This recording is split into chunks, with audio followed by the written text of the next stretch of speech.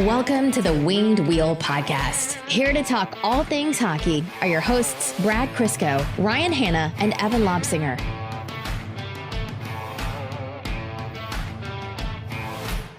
So we try to do giveaways, things like that in an organized manner, but as we are somewhat unorganized at times, and sometimes it's like, hey, we haven't done one in a while, we got to do it, let's just have some fun. So we'll literally just like out of nowhere, we'll just decide, yeah, we're gonna do this thing. I know where you're going with this. Yeah. And it had been a few games. I don't know how long ago it started, but it had been a few games since the Red Wings scored a power play goal. Their last power play goal came on January 28th. And it had been a few days or a few games since then. And I was like, yeah, you know what? It's miserable right now. This sucks for everyone to watch this, whatever. Let's have some fun with it. So we said, we'll give away the team that's scoring 1.93 goals per game or something like that. They said, we'll give away a goal, or we'll give away a shirt for every goal, and 2 if it's a power play goal, until they get their first power play goal again, or until they score on the power play again. It's been 21 days. They are 0 for 30 on their last 30 power play tries. I'm not certain they'll ever score on the power play again. And there's a finite amount of shirts that we can create and send out before we just run out of money. And shirts, maybe. Like a week and a half ago, I made the joke on Twitter that this was going to bankrupt us, and you scoffed at it. Here we are, Ryan. It's directly a punishment for me, and the punishment is you guys have to be more organized when you do stuff like this and plan it out and not just do something on a whim. I was like, hey, we're having fun. Well, we're gonna have fun with it. We're gonna give away Wing Wheel Podcast t-shirts. We love giving away the shirts. At what just point maybe not 30 at a time. Fun this season, Ryan. Hey, look, I've had a lot of games where I've been laughing where I definitely shouldn't have been. I can't remember the one game. It was just like definitely one of the worst games Detroit has played all year, and I started laughing from the start. It was where by the halfway through the first period, you tweeted out, you're like, I think this is going to be double digits, this loss. I can't remember what game that was. Tampa, 3-0, 5 minutes in. Yeah.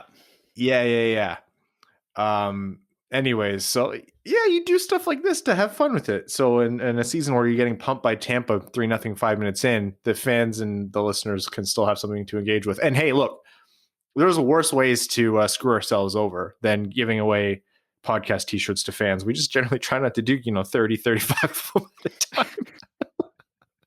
Red Wings, please, a power play goal will help everyone. It's a win-win here. And to rub salt in the wounds, currently, as we record this, the Grand Rapids Griffins are playing. They are up 1-0 on a power play goal scored by Michael Rasmussen, assisted by Dennis Cholowski and Taro Hirose. They are just mocking us at this point. You tweeted, Brad, you're not sure if the hockey gods exist, and if they do, they're cruel. It's definitely the latter. That goal alone means the hockey gods exist, and they are smiting Red Wings fans. For what reason? Has it not been enough? So when will it be enough? Do you know off the top of your head how long Tyler Bertuzzi's been out for? Because I feel like it's been like 9 months, but he played half the game after the second Dallas game on the 28th. So that was where they scored their last power play goal, scored by none other than Tyler Bertuzzi, and they played half of the Florida game thereafter. I think it was I forget what Tyler Bertuzzi looks like at this point, and he scored the last power play goal. Yeah, man. Look, I know Tyler Bertuzzi signed a 1 year as a bridge to kind of keep the conversation going. This team's different without Tyler Bertuzzi. Yeah. Well, to be fair, you look at his two or three power play goals. We talked about it when they happened. They were awful goals where it was just a terrible decision off a bad play, and Bertuzzi just did something to make it work. One of them was literally baseball batting it out of the air, which is, not really a game plan, but it's nice when it happens. Yeah. And without that guy pulling something out of nothing in front of the net or from the slot, yeah, they can't do anything. They are finding new and creative ways to not score, because we'll talk about yesterday's game against Chicago. The power play actually looked good, and they still didn't score. They just got to the point where I think fans have been screaming for like the last 27 power play attempts, which is just tee up Mantha and Zadina. Just let them rip. And they did. And they almost put a bunch in. It was great. I think Zadina hit the post on one. There was a couple block shots. There's a couple redirections that led to some chaos. It was working. It's beyond reproach at this point. It's taken so long, and they're literally just trying everything, shooting everything. I think I saw one of the Red Wings players like throw his glove into the net to try to trick the referee. Like, it's beyond reproach. I have no more qualms with. I'm not like, oh, Blashill fix the power play. I'm like, okay, no, this is cosmic. Like, this is something to do with the universe. It's some kind of higher being. They're messing with us and the team and the fans, and we just have to wait until this omnipotent being gives up and gets tired of screwing with the city of Detroit, and please just let them score a single power play goal. Yeah. Who was it? Anzar Khan was tweeting out power play units and roles today from today's practice. And the first power play unit had Dylan Larkin net front and Evgeny Svechnikov. Yeah. Remember him? Evgeny Svechnikov on left half wall. Sure. I don't care. I'm a big fan of something different. Doesn't matter. We want to play Larkin net front. Fine. I remember he scored a goal from the crease against Edmonton once. Might work. Why not? Evgeny Svechnikov, he might be just holding a spot for Nemesnikov, or, hey, welcome back, kid. See if you can get a power play goal. I don't care. Try if Blashill wants to get in there and take a point shot, I'd be like, yeah, well, if Blashill wants to take a shot, that's fine. Al Sobotka wants to get up there, hell yeah. I'm totally okay with it. The only thing they haven't done yet is the one thing I want them to do, which is I want Zadina and Mantha on the same power play unit, because you need shooting threats from both sides, and Filip Hronek just hasn't been that this year. I know that one of them is going to be on their strong side, which isn't ideal for a power play. I would prefer Zadina there because he's got a better natural wrist shot, snapshot, whatever you want to call it, whereas Mantha's got a better one-timer. But if they play Mantha deep on the right side and Zadina loops up to the high circle and just walks into one from there, he can score. He's got a good enough shot that's a threat, which means, yeah, he's not going to score most of the attempts from that. It's still a reasonably low odds shot, but they have to play him, which opens up Mantha. So they got the right mentality last game. Now they just need to execute better on that mentality, because the only downside to them force feeding Mantha and Zadina last game was Chicago knew it and blocked about 75% of those shots. The ones that got through either hit the post, the goalie had to make a good save, or it caused chaos in the crease. So still a net positive. But yeah, if 60 to 70% of those get through, one's going to go in. So just got to get Chicago or whoever they're playing next spread out a little more. But like I said, at this point, I don't care. Try anything. Anything. Yeah. Christian Juice net front, fine. I don't care. On that note, welcome to the Winged Wheel Podcast. I'm Ryan Hanna. I'm Brad Crisco. And Evan's not here today, which would have been hard for you to know if you're not watching on YouTube, because often you might not hear Evan until 15 or 50 minutes in, either or. I missed time. Evan was called. Yeah. Well, you know what? What a ridiculous thing to have to keep up with. The whims and folly of Evan Lobsinger are impossible to keep up with. We can barely do it, and we know the guy better than anyone else. So, yeah, that was a brave Twitter account that tried that for a while. On this episode of the Winged Wheel Podcast, we are going to be talking about the two games against Chicago, the Red Wings' upcoming games, special teams, certain players, what have you. And then we will be discussing news from around the league, mainly the mess in the desert, the big story that dropped about the Arizona Coyotes and their ownership, and then probably just jumping into overtime.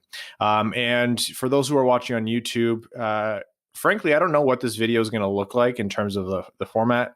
There is just a bunch of like stupid back end stuff, but Evan's usually the one who takes care of recording before I get into the video editing. So we're using a different service. It's in beta. If it's going to be reliable, I'm not sure. This might just be a waveform episode. I'm going to do my best. And if you have any complaints, please redirect them to @HockeytownEvan on Twitter. That's where you should send all of your complaints. Okay. So the Red Wings, from the last time we spoke until now, played 2 games against the Chicago Blackhawks. And can I just open by saying I freaking hate losing to the Blackhawks. Hate it so much. Anyhow. It kills me inside. I was a guest on a Blackhawks podcast before the season started. And little did I know what I was walking into. I said, we talked about this, like the rivalry and how we hate losing to each other, no matter how much you're trying to quote unquote tank any given season. You don't want to lose to each other. So I said the worst thing that could happen would be they split the season series 4-4. What I would like to happen is one team wins 8-0 because the other team's going full draft pick and the other team gets to enjoy the wins and there's no ties. There's no splitting the difference. It's all or nothing. I know long-term this is the better end of it to be on, but god damn, do I hate it. And like circling back to the hockey gods, not counting overtime, between the 6 periods of hockey the Red Wings played against Chicago over the last 2 games, Detroit was the better team for 5 of them. And they got 1 out of a possible 4 points. Hockey's not fair sometimes. And when we talk about you can be as good a team as you want if you don't have finishers, if you don't have elite talent, this is what you get. You just can't compete. The Red Wings had a play. They had 3 players closer to the net than the Hawks goalie, and they had the puck, and it didn't go in. You can't even make it up anymore. But yeah, I mean, it is what it is. It's long-term good. In a rebuild, the positive is moral victories do count because the standings don't really matter. Great. You still need some actual victories, though, for the sanity of it all. Yeah, both losses were heartbreaking, but the first one was truly crushing. Like, first of all, that was a great game by Christian Juice. The way he stepped in and took that shot. Was it anything like out of this world highlight of the night? No, of course not. But it was still a great play that you saw from the point. It's kind of what you want your defensemen to be able to do when they activate off the blue line and step in a little bit like that with the puck.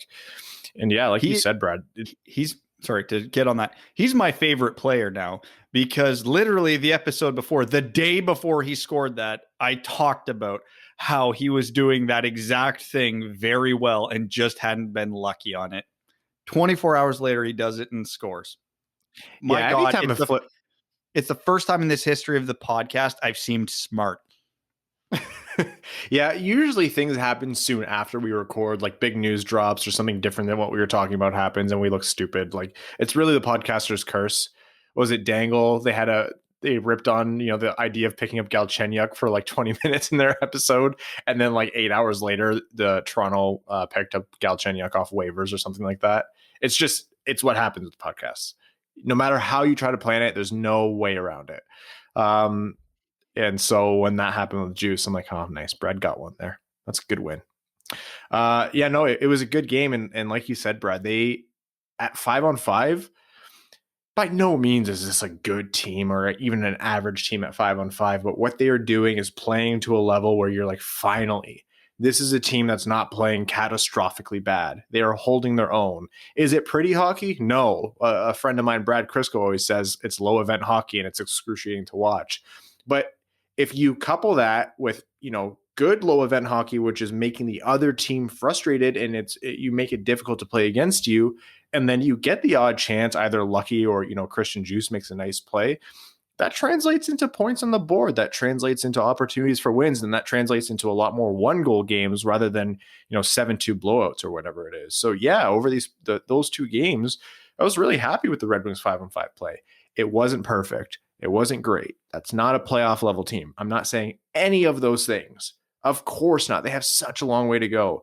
But when you talk about a team who you expect to finish 28 to 31st in the league, you would still want them to play about as well as the Red Wings have against Nashville and Chicago these past 4 games or however many it is. They're keeping up with who they should keep up with. what kills me is the heartbreaking way in which they're losing to the Blackhawks. Yeah, but to get back to the point, because don't get me wrong, I'm not saying the Red Wings are a barn burner team, but going back at least 4 games now to the first game against Nashville, to give Blashill or whoever's idea it was credit, the Red Wings have been noticeably more aggressive.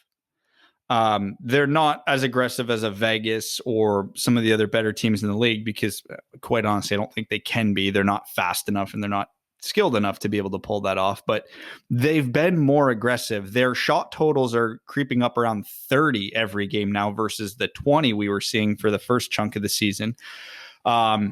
Less chip and chase. I mean, the bottom 6 is still chipping and chasing, but like we've mentioned 100 times, I think that's because they're not capable of doing anything else, except for the one Adam Ernie rush a year. But yeah, the top 2 lines, they've been carrying it in with possession. It's been working. They've been more aggressive in terms of shots and looking for lanes and quicker transitions, and the defense are activating more. So they flipped a switch, and it sucks that they only won one of those 4 games, but they've been the better team in all 4 of those games, especially at 5-on-5. Any power play success, and they've probably won the last 4 games. Like, that's the reality of it. That's how close these games have been, and how, not like that they were dominating, but how distinctly better Detroit was than Nashville and Chicago at 5-on-5. So it's refreshing to see, because that was my biggest gripe with Blashill at the beginning of the year. Don't get me wrong, I'm still probably in the boat of, let's move on from him in the offseason for his numerous other flaws with special teams, player deployment, personnel, yada, yada, yada. But this was one of my biggest criticisms, and it doesn't seem to be an issue anymore. He flipped a switch, and it's funny. I was actually in physio the other morning for one of my variety of injuries and issues, but long story short, to kind of go on a side tangent to relate it back to this, I've got a bad knee problem, which I mentioned before, that I've been dealing with. And it turns out most of the issues are coming actually from my an issue in my hip, in my left hip. So right now, even though I'm in physio for my knee, the last 4 weeks, all we've worked on is my hip and my hips. Like, just because until we get that right, the problems below it are just going to keep recurring. So it's like, okay, let's perfect this, and then we can work on the knee. Now, I'm kind of galaxy braining this, but if this is Jeff Blashill's mentality, it's almost brilliant. Where at the beginning of the year, he's like, we were catastrophic defensively last year. For the first chunk of the season, we are only focusing on defense, and we're not worrying about a goddamn other single thing until you guys get that perfect. And then when we noticed Detroit was 13th, 14th, 15th in the league in 5-on-5 goals against, okay, that's good, especially relative to their talent level. They are a legitimately good defensive team, but they were generating nothing offensively, less than nothing. So Blashill's like, might be thinking, okay, we've got this down. Now let's be more aggressive. This is our fallback. Once you're done doing whatever you're on the offensive zone, this is what I expect. But go. The leash is off. Have fun with it. And they haven't sacrificed anything defensively other than the odd noticeable lack of talent making a mistake, which is going to happen. But they've been holding, Chicago's a good offensive team. They held them to, 5 goals. One of them is an empty netter, one of them was in overtime over the last 2 games. That's not bad at all. So if that is, not at all. Yeah. So if that was his mentality, that's honestly a brilliant strategy, because he knows standings don't matter this year. So it looks like that's the progression they followed, and it's working. It just lack of talent. The Red Wings don't have enough elite players to be able to create goals out of bad situations, or when Chicago's playing a good defensive game like they were the other day or yesterday, they didn't have enough to be able to overcome it. And that's going to happen. That's fine. Their goalie played good. They had some bad luck, whatever. It's not the end of the world. But I'm impressed with the way the Red Wings have been played the last 4 games. It hasn't been crazy low event hockey. They've stayed sound defensively, and they're generating more offensively, especially considering who they have to use to generate the offense. Because I mean, Larkin and Mantha are great. Zadina's getting there. Bobby Ryan's fine. Fabry has his moments, but there's not a whole hell of a lot else behind them. So someone I criticized last episode was Matthias Brome. I said he hadn't been too impressive in his recent stints, and that when after he was sent down, blah, blah, blah, and then he came back up, I was like, hey, he wasn't really that great. I do think he looked better. Is there anything to show on the board for it? No, and that will have to change at some point, although you then factor in how much opportunity is there on a team that's scoring under 2 goals a game on average. So no, I thought he had some better games, still not like out of this world. I love that they went with Larkin, Mantha, Zadina. They just said, like, I thought that was fun. And, did they score? No, but who does on the Red Wings? Hey, they had a lot of chances. And I think I saw at one point, towards the end of the game, their Corsi for percentage was something like 73. So they were literally dominating when they were on the ice. So your expected goals are belong to us. Yeah, if you want the puck, good luck.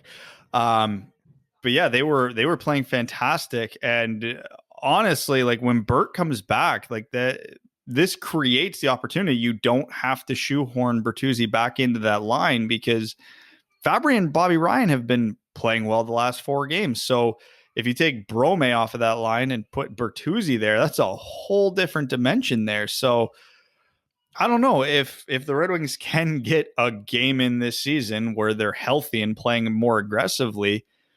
I'm not going to go so far to say I'm excited to see it, but I mean, I'm kind of excited to see it, which is not something I thought I would say at any point this season, especially after the way it started. Which one was that having a tantrum in the background, Mika or Hank? Oh, Mika. Hank goes to bed like a king. Mika's the one who, when it's time for lights and TV off, that no. So that was obviously the first game Detroit played. That was on Monday against Chicago. Heartbreaking OT loss. That was their first points streak of the season. So their first official points streak of the season. So 3 points in 2 games. Wow. And then the next game, obviously, that was last night, which is why we're recording on a Thursday and not a Wednesday. That was last night's 2-0 loss. The Red Wings got shut out. It was really more like a 1-0 loss before the empty netter. Extremely, extremely rude, I think, for Kurashev. And I mean this from the bottom of my heart. How dare you walk Troy Stecher like that after everything good that's been happening with Troy Stecher? Like, Troy Stecher was one of those very few #nice things that we've had as a Red Wings fan. Like, he even saved a couple sure goals in that game. And he's just been a great signing an additional year. And then for Kurashev to just pull him inside out so cleanly like that, I was like, come on, that's an insult. That's a slap in the face. That's rude.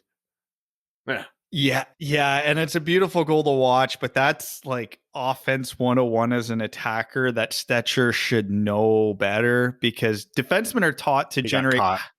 Yeah, defensemen are taught to generate power through your crossover, but when the forward is coming in on you, no crossovers because you don't know what way he's going, so make sure your feet are set. Stecher started to cross over to the outside because Kurashev was leading that way. And then forwards know when you put the puck under the triangle, there's nothing the defenseman can do other than take body position on you, except Stetcher's crossovers were taking him the other way. So as soon as Kurashev did that, he was done. The only hope Troy Stecher had there was A, Kurashev would just randomly fall, or B, John Merrill would bail his ass out. Neither of which happened. And unfortunately, Stetcher and us are going to be watching that goal on every highlight for at least the next week. It was already bad enough seeing the Pius Suter hat trick every single day I turn the TV on and it's anything hockey related. It's Pius Suter and his freaking hat trick against the Red Wings. But yeah, that was I felt that in my bones as a former defenseman. I don't know if you knew that, Brad, but I used to play defense. Just the moment you overcommit with both your skates and your body, and you know the moment you move, and if you're playing a half decent player, which I heard they have those in the NHL, they take advantage and they clean your clock and you are just going the wrong way. And then what choice do you have but to reflexively try to catch them as they're going past? If they're slow or they tripped up or they didn't deke at the perfect time, you can sometimes salvage that play or even get a hand on them for a hold and just take the penalty instead of letting them walk in clean. But the worst feeling is when you get crossed inside out and then you whiff with the stupid hand push to empty air as they blow past you. They're already a state over. I can't tell you. It brought back a sinking feeling in my chest that I have not felt since I've played, where you just get walked like that and you're just like, it happens to every NHL defenseman. Like, by no means should you just come in and all of a sudden shit all over Troy Stecher. No, it happens to everyone. He made a mistake. He got burned. You won't see him doing it much. He's definitely going to be, that one's going to be keeping him up at night. But yeah, that's what defensemen have nightmares about, that play specifically. Oh yeah, that was, as soon as I saw it, it was a long, like, I'm going to see this goal 100 more times, and that's going to be 100 more than I ever care to see it again. Although after this game, because someone brought up a really interesting point that I hadn't yet thought about. Christian Djoos and Troy Stecher are both playing very well. We have a Filip Hronek who's been up and down this year, to put it politely, but we know long-term he's a good top four defenseman. Jury's still out on Dennis Cholowski, so who knows what happens there. You're losing one of them to Seattle. Yeah, you really are. I don't know. Yeah, I mean, well, assuming their only saving grace here would be, I think Christian Djoos is an unrestricted free agent after this season. So if Yzerman and him have a wink, wink, nudge, nudge, we'll sign you after the expansion draft deal, that bails them out. But players like guarantees, so you never know. But yeah, it might be a problem, but I don't know. It's nice to have a problem like this. It's a relief to be talking about, oh no, we're actually going to lose a player we don't want to lose, which was not a thought in our head at all before this season started. No, 18 months ago when we started getting questions about like, oh, do your Seattle mock. It was like, we didn't not do them because we didn't feel like doing them. No, that's great content, but it's the easiest answer. It doesn't matter. It doesn't matter. You're getting into protecting like the Danny DeKeisers of the team. Like, it does not matter. You did not have the players to protect, to justify it. I think at some point Detroit wouldn't be able to expose enough players. Like, it was just stupid. So yeah, to get back in the realm where we're arguing about whether or not which defenseman we want to lose the least, like, no, of course. Is it functionally a good thing? Absolutely not. Steve Yzerman hates this. Any self-respecting GM is going to hate this, but for the millions and millions and millions of dollars they're getting from Seattle's expansion fee. But it means your team's doing a little better. So yeah, it's a litmus test for, hey, we're not in the shitter completely, just only kind of. So here's the only point. I don't remember the exact parameters, but you have to expose a certain amount of forwards and a certain amount of defensemen who played a certain amount of NHL games the year before, right? That are under contract. Essentially, you can't just expose 7 AHL defensemen to Seattle. All right, so let's assume Cholowski doesn't work out at all. So let's just say they're willing to lose him. Okay, so you protect Stecher, Djoos, Hronek, assuming Djoos has signed a contract. So who are the other defensemen on this team that would have played enough games to meet the criteria? Mark Stahl, John Merrill, and Patrick Nemeth. Unrestricted free agent, unrestricted free agent, unrestricted free agent. If they aren't careful, they'll have to expose Stecher or Djoos. They'll have to. They won't have a choice unless DeKeyser makes a miraculous comeback and plays a boatload of games to finish out the season, which I'm not betting on happening, which is going to be a weird juggling act. So we have to be prepared for the possibility. Now, my preferred option here would be you sign Merrill, you sign Nemeth, hope they get picked. If not, whatever. It's a body for next year. Who cares? So puts Detroit in a weird position that we didn't think they'd be in. And frankly, it's a bit of a relief just to even be in that position. Yeah. So it's strange talking so positively when the Red Wings lost twice to the Blackhawks, one in a heartbreaking overtime, one they got shut out. They didn't even manage to score a goal. They're 0 for their last 30 on the power play, 1 for their last 39. It has been 21 days at the time of this recording since their last power play goal. Oh, fun fact. I worked this out earlier today and I actually tweeted about it. I'm sure you saw this, Brad. If the Red Wings fail to score on their next 2 power plays, their power play percentage will be 6.9% on the year. Where's I did Evan not when you see need that. him? I did not see that, but I can't bring myself to say nice about anything with this power play. Well, you know, Can't if do they it. play, if their power play runs like it did last game, where you felt that the players felt it, I'm sorry that they're going to have to score eventually, or it's rigged. There's a magnet in the puck, and it's just something stopping it. No, like they're going to have to score eventually if they continue to play like they did. I have my prediction, whether or not it comes to fruition or not. Tyler Bertuzzi's first game back, Hronek's going to take a bad shot through traffic that's going to bounce in off his ass on the first power play attempt they have. I hope not, because Tyler Bertuzzi's not even skating yet, so it might be a little while. Oh, I'm aware. Yeah. Mel said to me, I was laughing / crying to Mel about the shirt thing and how it's biting. Well, not biting us in the ass, but it's just funny how long it's going. She's like, are they going to score on the power play at all this year again? And I was halfway through saying like, oh yeah, obviously. And then I went, well, you know, it would be crazy. There's only about 2/3 of the season left. Like, you don't know. Yeah. Which is weird. I've been Googling trying to find out what the longest consecutive streak is for power plays without a goal. And every stat I can find is only playoffs. It's weird. I can't actually figure out what the longest drought is.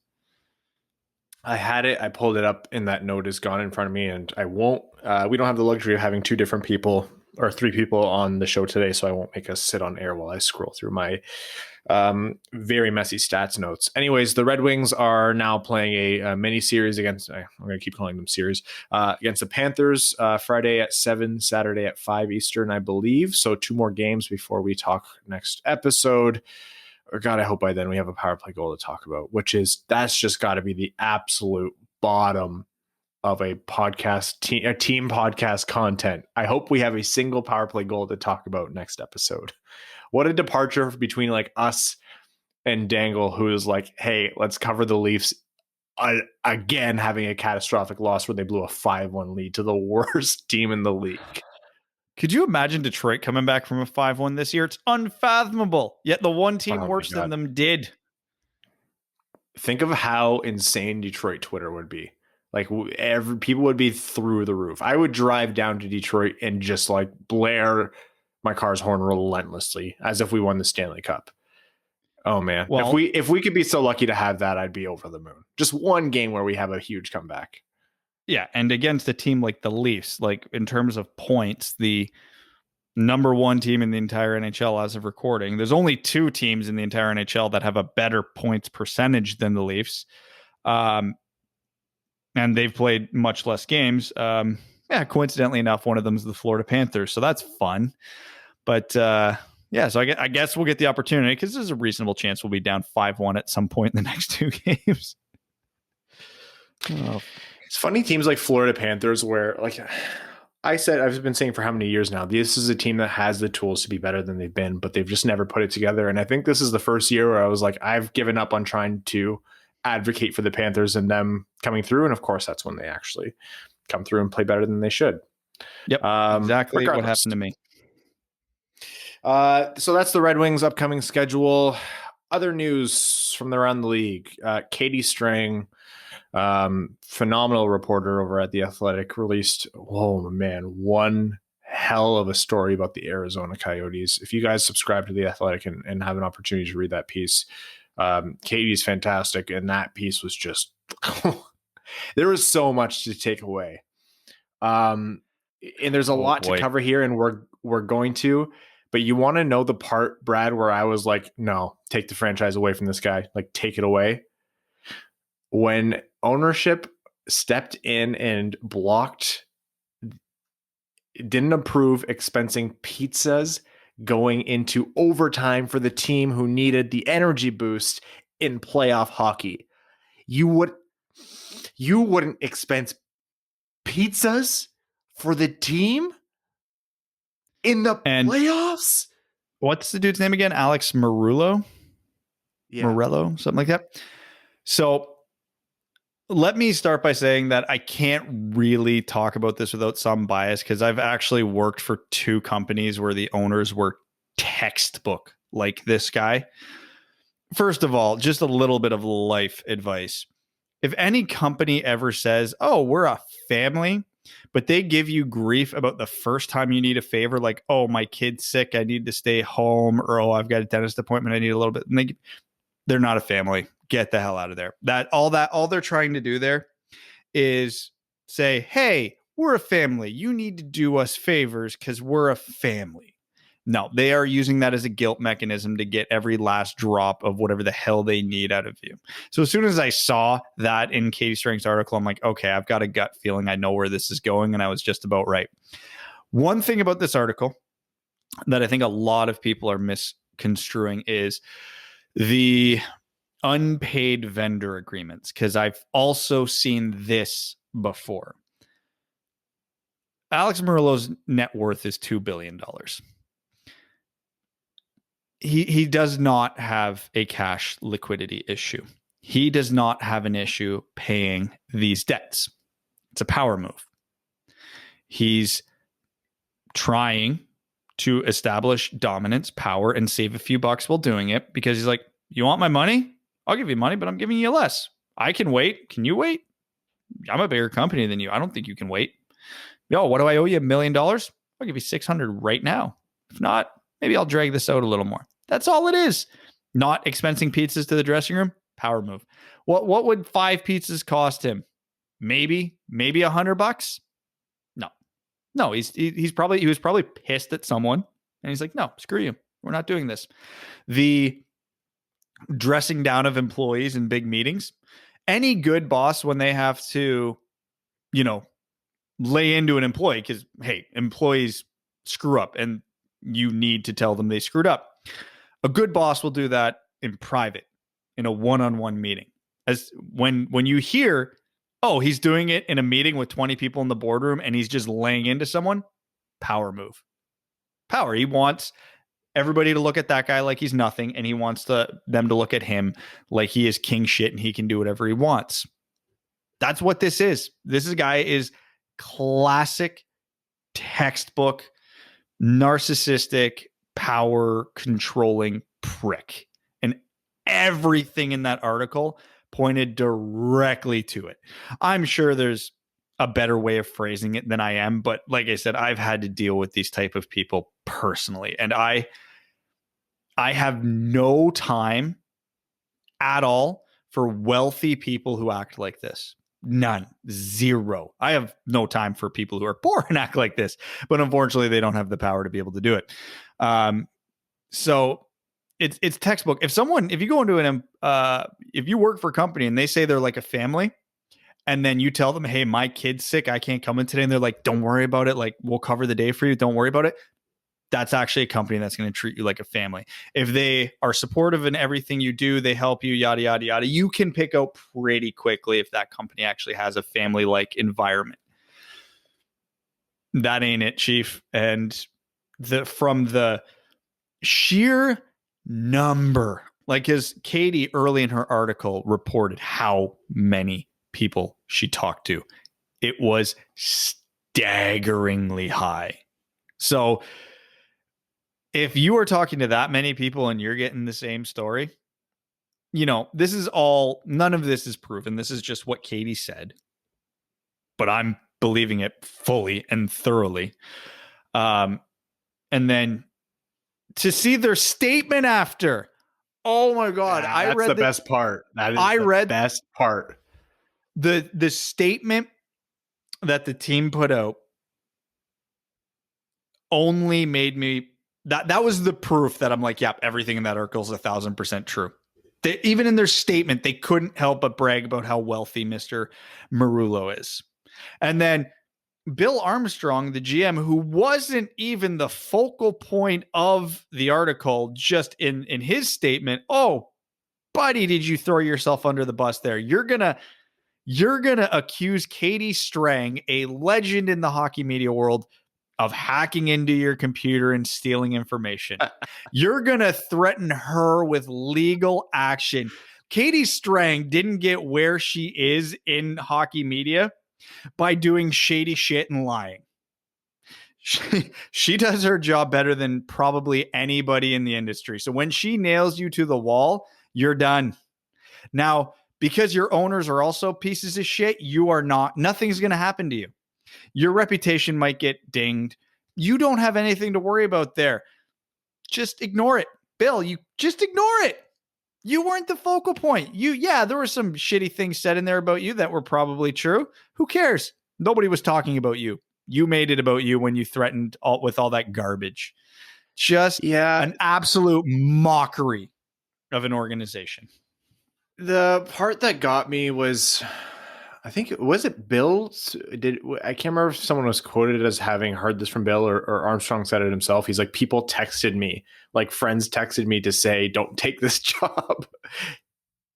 And like, when you're going from assistant GM to GM, like that's a great opportunity. That's an opportunity a lot of people in the NHL who are trying to catch their break. That's how they do it. They go from assistant GM or some kind of assistant or not full GM, and they're jump not on the same team but another team. That's how it worked for Yzerman with Tampa Bay. The specifics of that we won't go over again, but still. And when you have that opportunity and your friends are saying, "Hey, pass up on this. It's not good to work there," like that's pretty damning.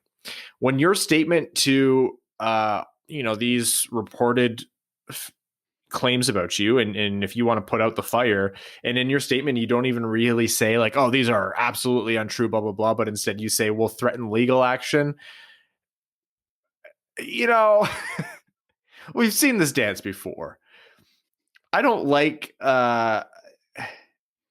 we're not adjudicating here on this podcast, but we're also not stupid, and fans also aren't stupid, and they're going to see this, and they have seen this, and it's just a laughing stock, and it's a shame.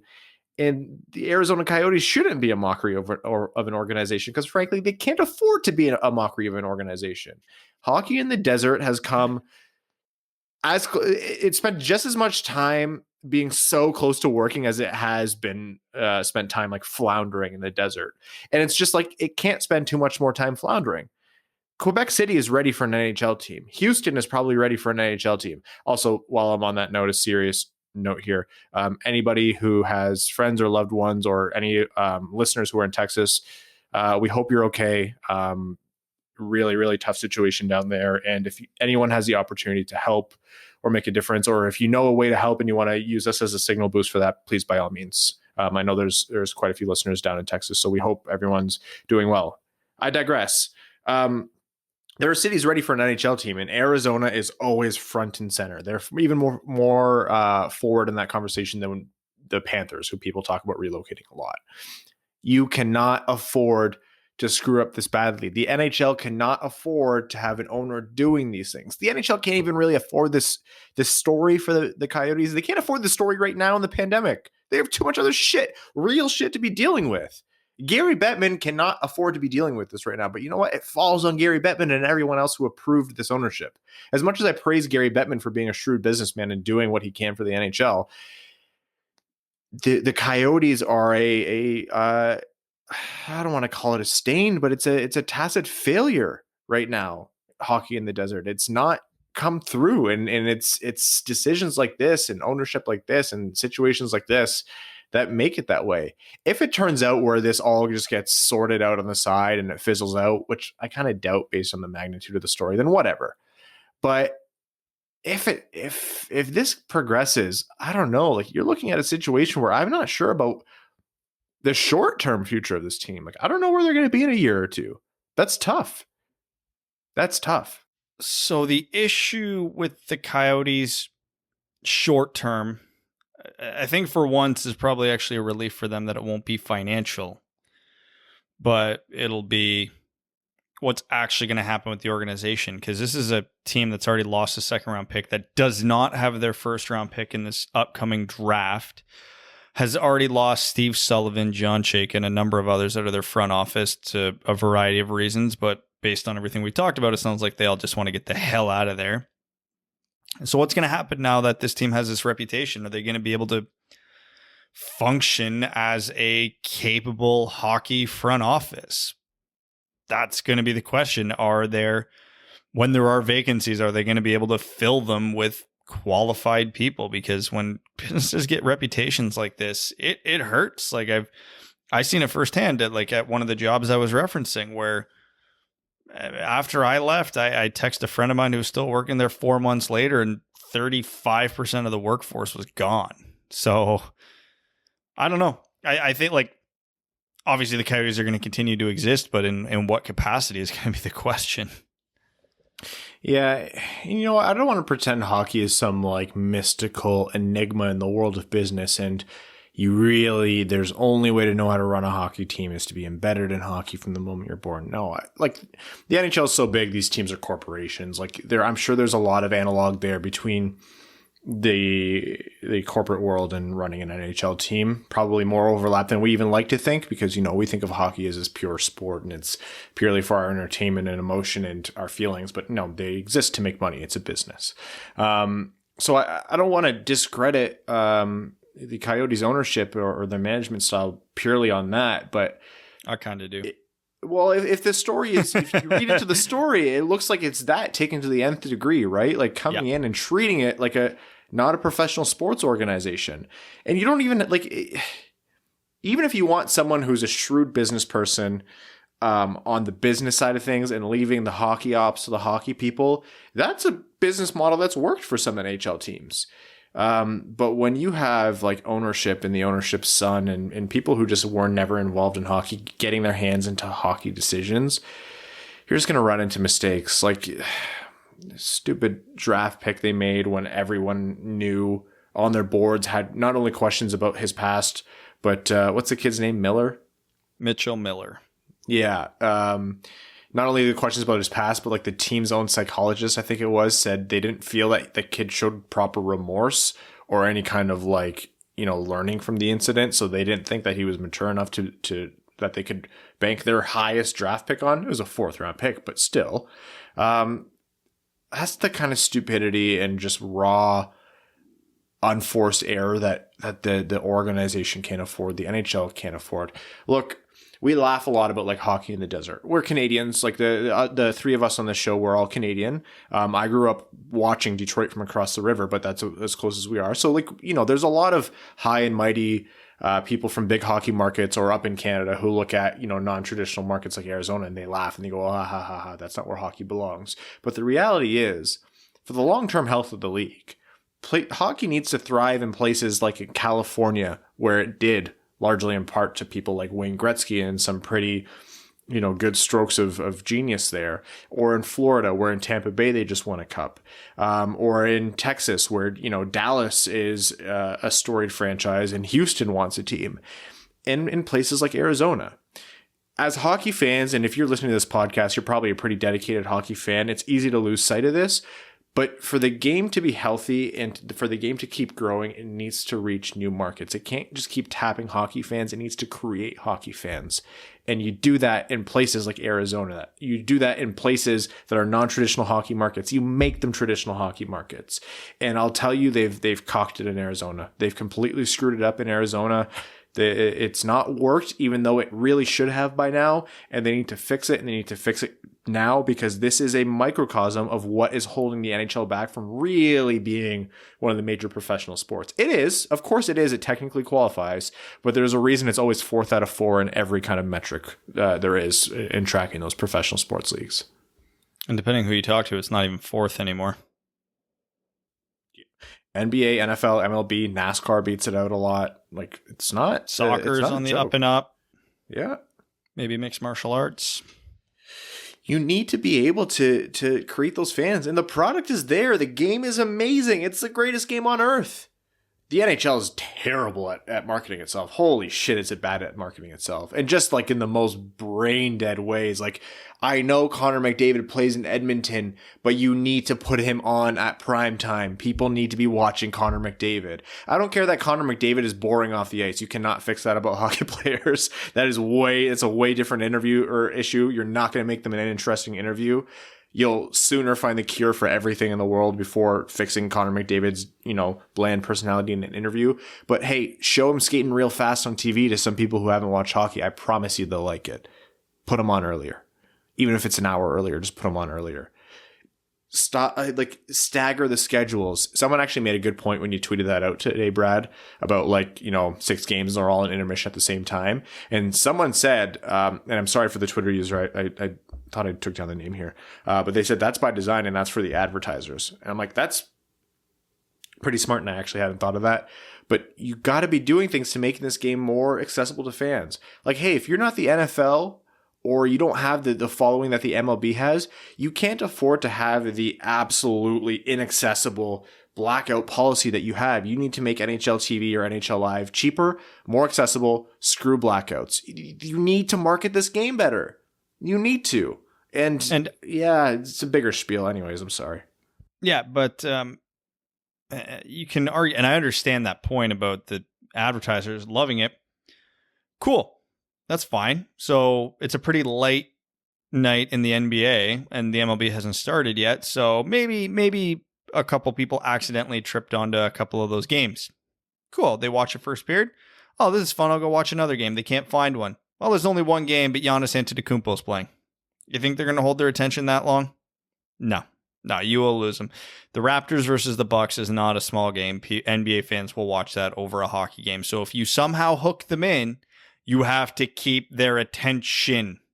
It's brain dead. And this, I'm not going to get into the spiel. People have heard me toss it around a million times, and it's just further proof. Market your players and let your players market themselves. Austin Matthews is a marketable guy. PK Subban is a marketable guy. You have a lot of personalities in the NHL. Let them showcase it. But that's not even a Bettman problem. That's a hockey culture problem, and we can't get our own goddamn ways. So, whatever. Hopefully Arizona gets their shit together. I'm not. Yeah, I mean, the story's unfolding. We'll see if they actually take legal action. It's a pretty textbook threat after, having been accused of those things for the organization to come out and with bluster and force and threatening legal action. And, it's not new for reporters to face that kind of thing, but a little bit of a sad response. You kind of wish it wouldn't have gone that way. Yeah, but yeah, we'll see how it unfolds. Classic Streisand effect. Yeah, I don't want to say I even have the answer to how you would have responded differently, because I wouldn't have wanted to be a part of whatever's happening over there. Regardless, I'm a dramatic person, and I'm guilty of being over dramatic on this show. I don't think it's unfair to say what happens in Arizona will have big effects considering the NHL's financial situation upcoming. Or currently, I should say. Well, it could be a long-term benefit for the league, because maybe this finally gets a team in Houston or Quebec City. We'll see.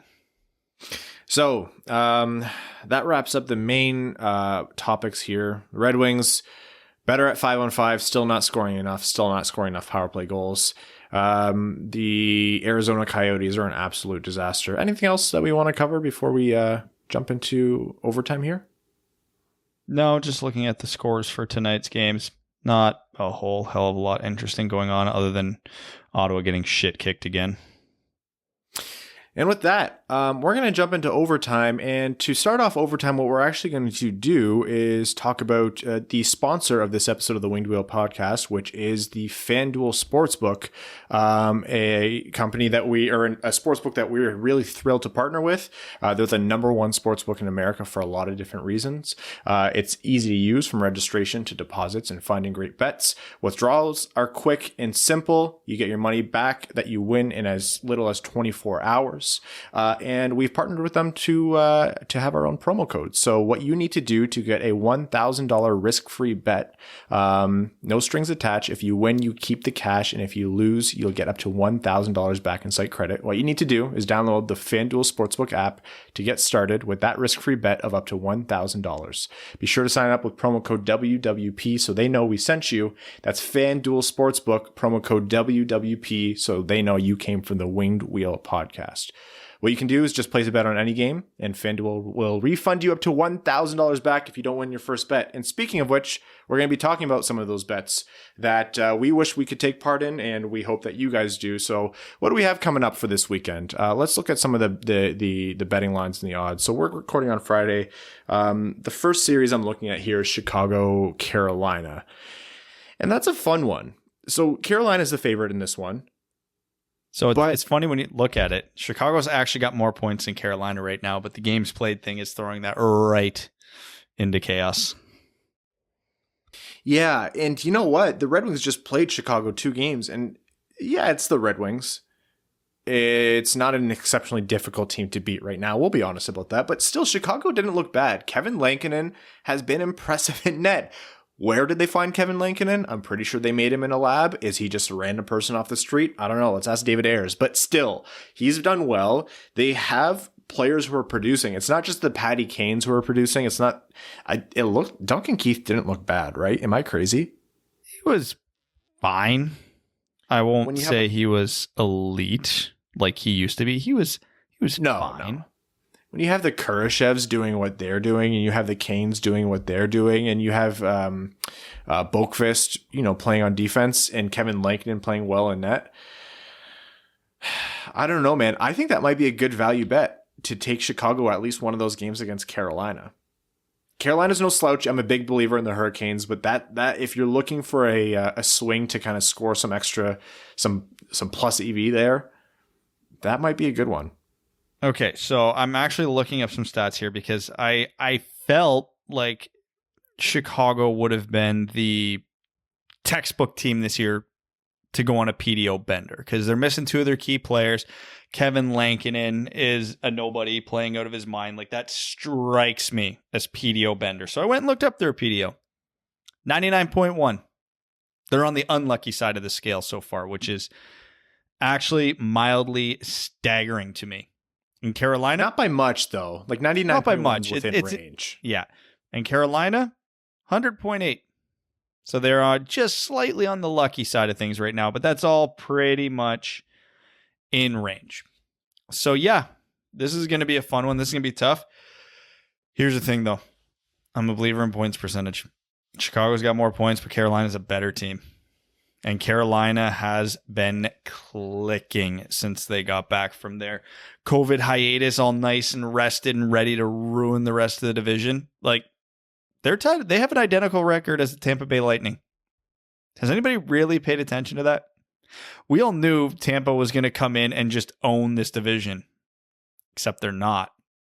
They're tied with Carolina, and Florida's got a better points percentage. And Chicago's got more points right now. It's silly season, but hey, you know how we were always yelling, like earlier in the episode you referenced, hey, I'm done picking Florida. I'm sick of picking Florida. Florida was the hipster pick for so long that they've gone the other way now. Now everybody's sick of picking them because they never lived up to it. That's Carolina, except Carolina's lived up to it the last 2 years. So I don't know. Okay, I'm very pro Hurricanes this season. So the Hurricanes are your pick. I can't believe I'm doing this, but for our for this FanDuel sponsored segment, if anyone is taking part in this app, my pick's the Blackhawks. There's 2 games. Which one you bet on? I'm at least splitting the 2. I'm at least for one of the games taking the Blackhawks to win. I think that line is definitely Carolina is the favorite, but of these series, I think the Blackhawks are most due to upset and win you some more money there. So that's what I would. That's my pick. Okay, Edmonton, Calgary, because I just love the bloodbath that is the Canadian division. Whatever the penalty minute totals are, take the over. Okay, here's the thing. Another situation where the team with Connor McDavid and Leon Draisaitl and Ryan Nugent-Hopkins and all these guys are not favored. Calgary is the favorite. on these betting lines. Yeah, I can see that, because as long as Mikko Koskinen's your starting goalie, you're not going to ever be fully confident in your goaltending, even if Koskinen's been slightly better than people have given him credit for over the last year and change. It's McDavid and Draisaitl. Jakob Markstrom just came off a game where he let in 5 against the Canucks. And it's Connor McDavid and Leon Draisaitl. You just need average NHL goaltending if you're Edmonton, and you're walking into a Calgary team that is not the defensive stalwarts they used to be. They're not bad, but I mean, they're going up against Connor McDavid and Leon Draisaitl. Connor McDavid put up, just recorded his 500th career point, and it took him 64 games to go from 400 to 500. 64 games to hit 100 points. There's Insane. 56 games this season. You are telling me there is a chance Connor McDavid hits 100 points this year. That's insane. Whether or not it's a good bet or a bad bet, I cannot bring myself to bet against McDavid. Yeah, I think we're gonna have to agree on this one, and I can't believe my first 2 recommendations, my first 2 picks for these FanDuel bets are gonna be the odds underdogs. But yeah, I'm gonna go with Edmonton here. 2 games here between now and next episode in this little series. So listen, when you can get talent, like a talent level of Connor McDavid and Draisaitl as the dog, come on. Yeah, right. Like that's just what it comes down to. That's my highly scientific. No, but yeah, that's my highly scientific reasoning. Come on. Betting advice with Ryan and Brad. Come on. And of course, a couple more series I want to focus on here. Though let's look at the 2 Lake Tahoe games. So first of all, Vegas against Colorado, and then after that is Philly and Boston. So let's start with Vegas and Colorado. Okay, so Colorado is not wearing the god-awful blue gear for this game. They are going to maroon gear, which can only be an improvement. And they're wearing the Nordiques jerseys. Colorado by 1,000. Yeah. Okay, but wait, where are they in the standings? What are the points percentages right now? Don't care. The Nordiques will not be denied. Those gold helmets are so awful, but I absolutely love them. I love that they tried it, and now I hope they never do it again. They are bad. They are so bad. I should take a second to say here, I'm impressed that that it's actually happening, these Lake Tahoe games. Have you seen the pictures that are coming out? It's beautiful. They're gorgeous. Yeah, they're absolutely gorgeous. Like the opportunity the pandemic afforded us where we don't have to worry about crowds and like literally just the lake and the mountains in the background. Oh, I love it. You took Colorado, Brad. That is your that's your second I did not underdog. take Colorado. I took the Nordiques. Oh, yeah, the Nordiques, whatever. I got to go Vegas here. They are still looking like one of the best teams in the league. You know my infatuation with Mark Stone, and I think for a team that's leading the Honda West division with a considerable points percentage lead, 750 compared to Colorado's 654. I guess I wouldn't call that insane. No, I'll take Vegas. And then what was the other one I said? Boston, Philly, was it? Yeah, that sounds like 2 teams. Yeah, Boston, playing Philly. an outdoor game pretty regularly. Yeah, Boston, Philly. So, Boston is, of course, leading the East, but Philly is not too far behind in terms of points percentage. They're second in points percentage. So really, for the NHL, that's another tough fixture. Boston with Pasternak back. Scary team to play, man. How is that guy so good? He's talking about being 20, was he 24, 26? And he's like, I don't feel the same after an injury. I feel like my body's getting older. I'm like, screw you, man. Listen, man, I'm in rehab for like 3 different things right now. I don't have any sympathy. Outdoor game, let's be honest, as good as the ice makers are, these are usually scrappy games. This isn't one where Pasternak's going to be able to sit in his spot and tee off on one-timers because there's no guarantee that puck's ever going to even sit flat for him on one of those ones. The ice in outdoor games is notoriously bad. So you watch most of them. They're chip and chase, grind it out, garbage goal type games. The only like really highlight reel goal I remember in an outdoor game was Datsuk just splitting through Chicago. But he also used a canoe paddle, so bad ice conditions really didn't harm him all that much. Also, he's Pavel Datsuk. That being said, I still think Boston's better suited to that type of game than Philly is. Both teams have been here, done that a million times with the outdoor games. So yeah, I got more faith in Boston to be able to just kind of come in and impose their game plan in a bad conditions. I'll call it, even if it's beautiful. Yeah, I'm going to agree with you there on the Boston pick. And then the last FanDuel Sportsbook series we're going to make our picks on, of course, Detroit versus Florida. Look, I'm going to get cute. I'm going to get cute with my picks here. Detroit has to regress to the mean eventually. We saw how close they came to putting that power play goal against Chicago. They've beat Florida before this year. I think Detroit takes the first game. Whatever you want to bet on the second game, whatever, I think Detroit takes the first game, and that's your underdog money right there. So I'm taking Florida for a sweep. The last time they played, Detroit won. You think Florida's okay with that? You think Florida's okay with that? And they're in a battle for first with Carolina and Tampa right now. Like, this is a team, Florida, that is one of the top teams in the entire NHL, maybe even the top team in the NHL right now, points percentage wise, and they don't even have a firm grasp on first in their division. They have a ton to play for. They should be playing pissed off, and Jonathan Huberdeau is a man possessed right now. So, yeah, I hope I'm wrong, but Florida for the sweep.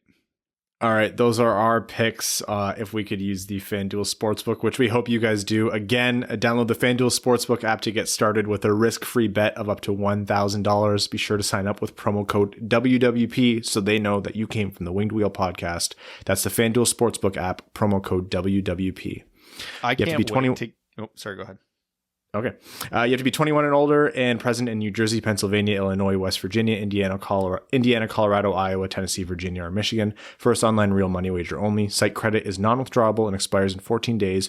Restrictions apply. See sportsbook.fanduel.com for details. If you have a gambling problem, call 1-800-522-4700 in Colorado, 1-800-BETS-OFF in Iowa, 1-800-9-WITH-IT in Indiana, 1-800-GAMBLER in New Jersey, Pennsylvania, Illinois, and Virginia. Tennessee Redline 1-800-889-9789, www.1800gambler.net in West Virginia, or call 1-800-270-7117 in Michigan.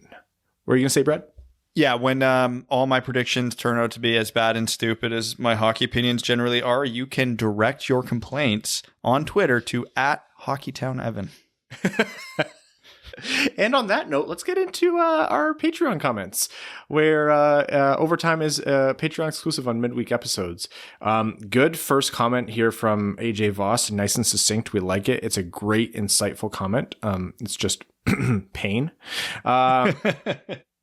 Matt Keeler says, "Fire Blashill and I miss Bert." Yeah, we miss Bert. We miss Bert, man. The power play misses Bert. Antonio Gracia says the new Mortal Kombat movie trailer just dropped and it looks pretty rad. What movie do you want to see get a remake/update for modern audiences? Would it be shot for shot with modern equipment and effects, or would you change parts of the story to bring it up to date? Oh, that's a good question. Really, really hope Terry's listening on this one. You're gonna hate my answer to this. You're really gonna hate it. Actually, okay, go. Well, I don't want it right now. I don't want it right now. I want it maybe in like 10 years. But I want the Harry Potter series redone. I love the originals. I grew up on the originals, but I just think it'd be cool with some I don't know. I don't know why. It's just nostalgic. Although the way the stupid Fantastic Beasts movies have gone, I'm sure that I would hate it. Yeah, you got to be careful what you wish for, because all the ones that immediately came to my head, I'm like, no, I don't want them ruining these. And some of the ones that like I remember really fondly from the 90s in that era actually hold up pretty well, so I don't even want them remade, because like my mind went to like maybe Twister, Independence Day, Jurassic Park, but those all hold up phenomenally, so I don't want them remade. So I don't know, like I'd say Slapshot, but Goon kind of did that. I think a modern day Mystery Alaska could be fun in the era of social media. And I know it's kind of a cop-out to pick a hockey movie. But yeah, I think there could be a fun little premise with that. And I would tweak the story, but I think there could be a fun twist on that. My general rule is please stop remaking movies and come up with original stuff.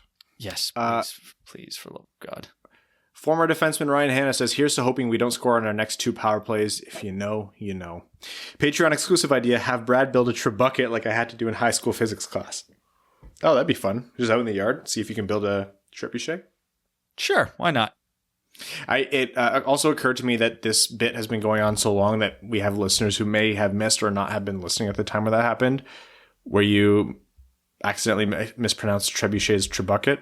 And now people think that we actually say trebuchet instead of trebuchet. So the joke's on all of us. And nobody understands, not nobody, but a lot of people don't understand the Wings and Pizza reference either. No, they never will.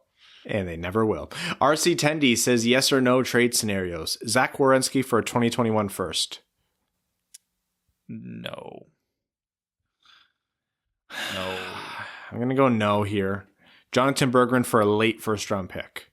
No. No, because your best bet there is Jonathan Berggren, right? Yeah, Berggren right now was basically a late first round pick. He was one of the first picks in the second round, and he's outperforming his draft slot right now. So yeah, no. More excited for Rasmus Dahlin. I mean, of yeah, course. I love Mo, but I'm doing that one for sure. Yeah, Jeff Blashill for 2 ham sandwiches with extra toenails. God. Why'd you have to do the toenails? I choose retirement just because I have that image in my head now. And finally, would you trade Evan to guarantee picking first in the 2022 draft? Oh man, Evan, absolutely, I love you, buddy, but without 100%. question. Blocked by Marco Rossi says, hey lads, where do you see Forgotten Man Joe Veleno next season? His production in the SHL isn't exactly show-stopping, but he's contributed pretty well. Looks like he's playing with tons of confidence. Also thrilled to see Gino finally get his shot, even if it's at Nemesnikov's expense. 50-50 split, Grand Rapids, second half in Detroit. That's my prediction. Yeah, it's pretty much what we're going to fall at. I'd probably edge a little bit more towards the AHL just with the way things go. But yeah, I don't imagine he's not playing pro hockey in North America next year. The only way I change my answer is when his SHL season ends, because his SHL team's garbage, so he won't be there that long. And he comes in and has a really good finish to the season with Grand Rapids. Then I could see him getting a good shot at the Red Wings for opening night. Ghost of Podcast passed his question for all 3 of you. I'll answer for Evan. Not honestly. 5 years ago, the Red Wings signed all 3 of you to a 10-year contract. You get access to all the training facilities and support staff, etc., that the NHL players get. Every year, you get at least half the season in the NHL. How long until you score your first NHL goal, or do you think you ever score?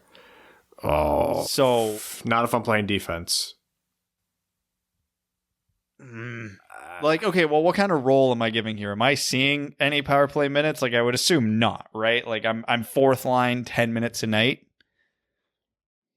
Yeah. You're not getting first line minutes. Let's say you're getting bottom 6 minutes. Okay, and no special teams. Fine. 40 games. I am not good at I don't think I'm scoring in 10 seasons. I am not good and a lot of things in the game of hockey is like relative to the NHL level. I'm not elite at anything in the game of hockey. I am good around the net.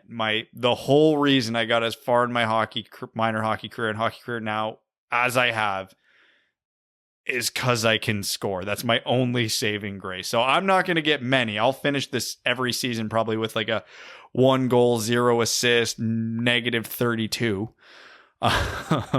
But I will accidentally happen upon a goal, I would think. And I've seen Evan play. He's probably around the same timeline, I would think. He has more foundational strength to his game than I do, so he'll get it more honestly than I will. If I score, it'll be like he went to Edmonton. He didn't score till game 82. I can't remember his name. I always do this. Shahan. I'll be Riley Shahan. Literally 10th season, 41st game. like my last game of the year in the NHL, and something will bounce off me a la Justin Abdelkader when he played with Pavel Datsyuk. Cameron Swick says, I'm looking to buy my first jersey soon. Do you think it's safe to get a number 53 Seider jersey, or should I wait till he plays his first game? I would always say wait till the first game, just because you never know what's going to happen with jersey numbers. Weird shit happens, but yeah, it's probably safe, but I'd still err on the side of caution. Brent Rasmick says, I know we talk about the Red Wings' woes and bad contracts, but Hall, Skinner, and Eichel combined for 3 goals and $27 million. Also, do you see Torts as a good head coach for this team, or avoid at all costs? Not for this team, no. I like Tortorella as a coach, although his shtick's even starting to wear thin on me. Not for where this team's at. As for Eichel, if they want to get rid of Eichel, by all means, I would love to be on the team on the receiving end of that. If you have all of those guys underperforming, maybe with the exception of Skinner, I think that's largely, Ralph Kruger has to be the one to pick up those pieces. If Skinner's not scoring, fine. Like Skinner, that was a bad contract from the start. If Hall's not scoring, new team, who knows? If Jack Eichel's not producing, it's too many coincidences in a row, in my mind. Max Leichtman says, I hope I'm saying your name right there, Max. And Max is a brand new patron. Says, I started listening in summer 2019, drawn to the podcast by the Seider draft reaction, joined as a patron a few weeks ago. Thanks for all the time you spend. And Max, thank you for your support. Question from the second Nashville game: on a scale from 1 to 10, rate the troll job by the Nashville organist to start playing the Ohio State fight song immediately after Glenn Denning's goal and second point of the game. Do you think he practiced that and had it locked and loaded in expectation that Glenn Denning was going to burn them? Well, it could have also applied to Larkin or Merrill. They had a few Michigan options there, but that is like next level trolling, and I respect the hell out of it, even though I hate it. Yeah, everyone who knows me knows my pure unbridled hatred for everything Ohio State, but even I was like, yeah, all right, that's good. Hockey Virgin says, hey guys, just for fun, frick, marry, or kill Claude Lemieux, Tom Brady, and historical figure, which I won't bring up on this podcast. Marry Tom Brady for the money, and I don't care what happens with the rest. Marry Tom Brady, frick Claude Lemieux, and we kill the person... Other one. A Night In with Ryan Hanna. You guys aren't giving this bit up. It says, greeting everyone. It is I, the awesome Big Umami. No movie review, but an honest question. For myself and my co-host, do you try Blash with a different assistant coach set for one more year, or do you bring in a whole new staff? If I'm redoing anything, it's full scale. Yep, agree 100%. Cameron Mugford says, hey guys, couple quick questions. What level do you see Seider peaking at? True number 1, good first pairing guy, etc. And second, with the top of this draft being so even, could you see the Wings trading down within the top 10 and acquiring another good asset? Trade downs are so rare inside of the top 10. I'm never, ever going to bet on that. The counter argument to that is this is a draft where that would make some sense, but Detroit even tried doing it when the draft where they picked Seider. It didn't happen. And then with Seider's ceiling, there's 2 ways to answer that question, so I'll answer it both ways. Is there a reality where Mo Seider is a number 1 defenseman in the NHL? Yeah. Yeah, if everything goes exactly right and better than we expected, I could see a reality where that happens. Where do I think he'll land? I think he'll land as a really good number 2 defenseman. Kind of like My best case scenario for him is maybe a more physical Ryan Suter, more reality based prediction, kind of like a more physical Hampus Lindholm. Cody Stark says April 2nd is the day Lefebvre and True will begin dispersing their goalie pad line. I'm pumped to get a set. We were sitting at a bar in Grand Forks last night after beer league watching the Oilers and Jets. They showed highlights of the Wings game. All my buddies started giving me shit about the nice Blackhawks goal. Look at your D get walked, Stark. Told them it was Stetcher who got walked, and my friends, all being diehard, prideful North Dakota fans, all retracted their statements. Oh, Troy played that the best he could. Just a super elite goal on Kurashev's part. It hurt us all. Jake Nagy says, a little context for you on the Nielsen, Glendening, Ernie line. Blashill ran out in the final 2 minutes of a 1-0 game. Since the start of 2019-2020 season, that trio has logged 218 NHL games and has 30 points. Connor McDavid has played 18 games this season and already has 32 points. That's more points as an individual than Blashill's line of choice has had in 218 games. Pain, Jake, pain. Vincent Saladino says, after some number crunching, at this rate, the Wings will win 12-ish games this season. How exciting. Oof. Haroon Khan says, what's the hockey reasoning or system or purpose of playing Nielsen, Ernie, and Glendening? Not trying to be sarcastic. I just seriously want to understand why Jeremy Colleton is playing his rookies in tough scenarios and why Blashill relies on the fourth line after great pressure. You guys know how systems work better than I do, and I'd really appreciate some insight into that. There isn't a good answer here. The answer is he's under orders from Steve Yzerman to keep the prospects the hell away from this tire fire for another year. There is no good excuse. There isn't. I don't care that Franz Nielsen kills penalties. He's not that good at it. I don't care that he wears an A on his jersey. That was a mistake from the beginning. I mean, we can talk about PDO and who's played better, what games, but here's the reality of it, and I can't shake this fact, feeling, whatever you want to call it every time I look at it. Detroit and Chicago went into this season basically in the same position. They were near the bottom of the rebuild, both going to be contending for first overall in the NHL draft.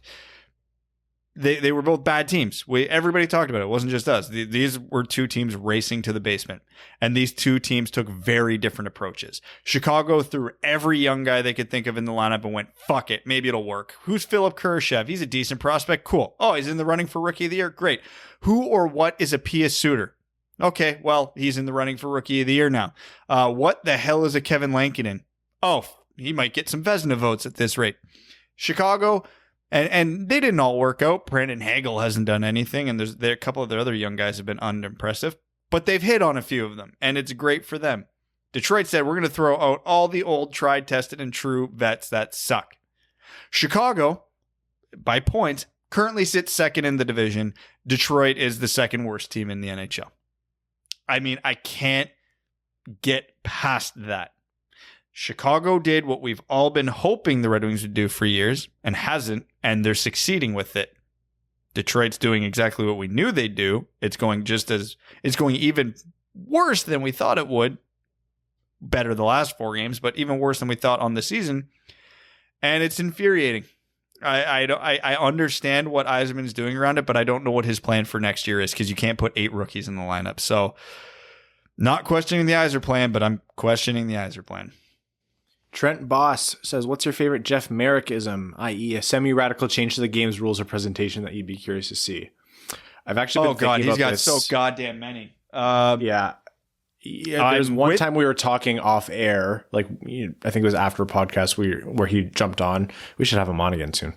And he was talking to us, and he told us something that has stuck with me quite a bit and really kind of changes the way we've thought about doing the show and, I don't know, interacting with listeners and fans, I guess, is that he's like,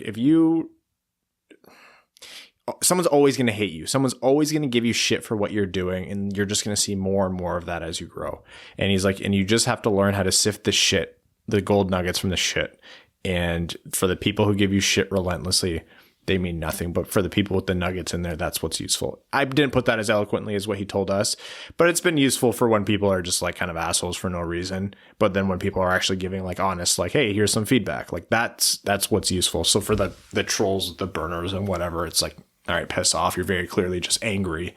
It's nice like Jeff obviously has a lot of experience with, relentless trolls coming up through hockey media. Everyone's exposed to that. So yeah, that's what sticks with me regarding Jeff. Not as fun. That's not a tidbit. I'm sure Brad's will be better.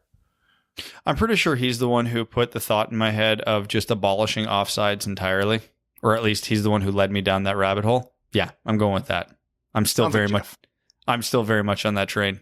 Forget offside reviews. I'm comfortable if we get rid of offsides. Yeah, I'm gonna have to hit him for that one because screw you. You did not. When we had that Patreon episode where I went on a deep dive about that, You didn't have any good arguments against it. You're just like, no, it's too weird. That was your only argument. I maintain it's too weird. It's not hockey anymore. Whatever. Yeah, we'll get into that a different day. I made a lot of good points, and that was a really well put argument by myself. Just throwing it out there. Just pumping those tires. So we'll call it even. Lars, the prophet of the Towering Behemoth, says in 2012, Blashill got hired and NASA started planning another rover on Mars. Today, that rover successfully landed and instantly started sending pictures from another planet.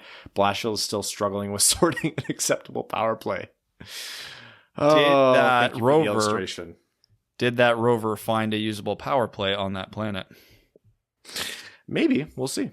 Now that it's open season on Nylander again, one has to question, why do the Toronto media eat their own? Why do they keep going after Nylander, and have they not forgiven him for sitting out? And finally, who is the best coach between John Hines, Bob Boughner, and Blashill? Oh, it's Boughner, and because I have a Windsor Spitfires bias. That's why. The media in Toronto and every outlet, they'll write whatever the hell gets clicks. So it's not the media in Toronto that eats the players alive. It's the fans that eat the players alive, because when someone writes a hit piece on Nylander, they all read it and they all go, yeah, to hell with this guy. And I have to listen to these people at my store. This is one of the reasons why we started a Red Wings podcast in the middle of Ontario, because we were sick of hearing this shit. So if you think it's a media problem, they are just following the clicks. All right. Very quickly here, Michael Berry says, okay, if you were Yzerman in the summer, what will you do for next season? Bring Seider to the NHL or AHL? And if you choose the AHL, you can only play him 10 or fewer games as a NHL call-up. 1,000%. He's the best defenseman, maybe not in the NHL, period, right now. Raymond to the NHL or AHL? AHL, I think the adjustment period for him is going to be bigger. Yep. Bergeron to the NHL or AHL? AHL. And finally, any one of Hughes, Beniers, or Powers, depending on who they draft, to college or the NHL. I don't think there's a single player in the entire draft who's NHL ready. I agree. There's a couple who are very close, Power being one of them. I think William Eklund's pretty close. Beniers is actually probably closer than he gets credit for, but yeah, no. Even if the Red Wings pick first overall, I think they are going back to wherever they came from for a season. English major says it's offside, not offsides. Get learnt. Thanks for everything's misspelled here. Thanks for the good contents in the podcast. Justin Kraft says, "Hey guys, there is no hockey god. If Mark Stahl was on the ice with an open net chance, he buries it to fully cement his new identity as a pushing down low offensive dynamo, right? Oh yeah, absolutely. 1,000%. If there is a hockey god, how will the scales be balanced after last night, and what player will do the balancing? The stupider the answer, the better. Oh, if there's a hockey god, Matthias Brome will score a hat trick and all 3 goals will be on the power play. That's what will happen. Yeah, and then the insurance goals will all come from Philip Zadina. Hockey gods don't exist, so Zadina will probably fire a clapper on a power play and it'll hit Brome in the ankle and put him out for 4 weeks, because that's how this season is going. Next comment here is from Ryan Poutine Connoisseur Hannah. Says, Blackhawks rookie Suter against us, hat trick. Blackhawks rookie Lankinen, shutout. But hey, at least we're not Arizona and we don't have Spano 2.0 as our owner. On the note of ownership, was there any confirmation on the rumor back when the Lightning became a team that the Japanese Yakuza were part of the ownership group? I have not ever heard anything like that. Oh, I've heard that story, but no, I don't think it's ever been confirmed.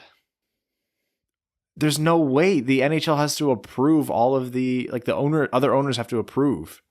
Basically, right? The company that bought it was a front. So the Yakuza weren't directly involved, at least not on paper or anything like that. But it was kind of like, is this a money laundering scheme or what's going on here? But it was never confirmed, so I have no idea.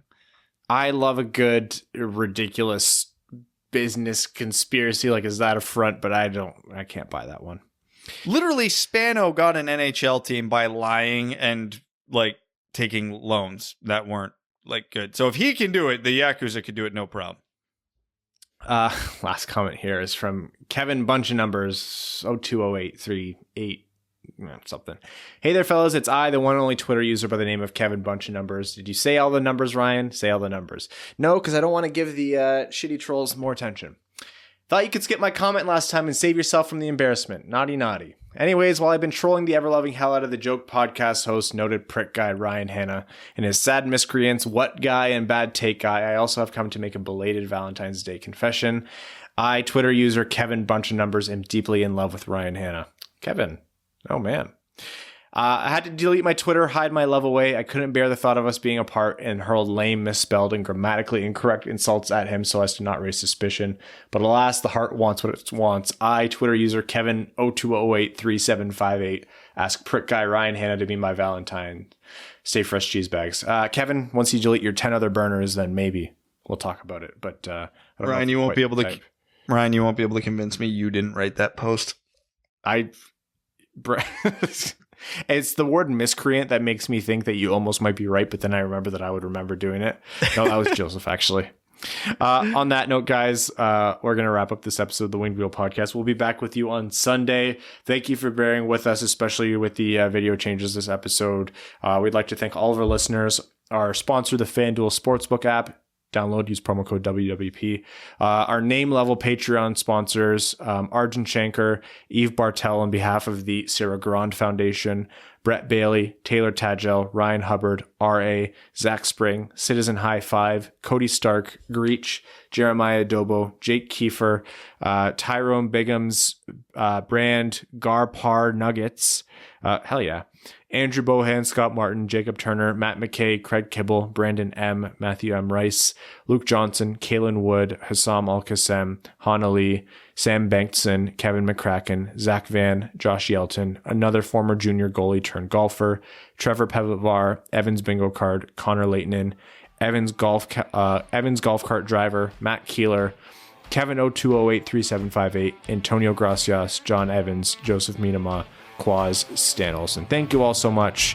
We'll see you on Sunday, and good luck with your bets. Thanks for tuning in to the Winged Wheel Podcast. Be sure to check out wingedwheelpodcast.com, where you can subscribe to the show on iTunes, Spotify, or wherever you get your podcasts. You'll also find links to other ways to support the show, such as Patreon, official podcast apparel, and more. And don't forget to follow the show on Twitter at Winged Wheel Pod. And of course, the hosts at Brad Crisco, at Ryan Hanna WWP, and at Hockey Town Evan.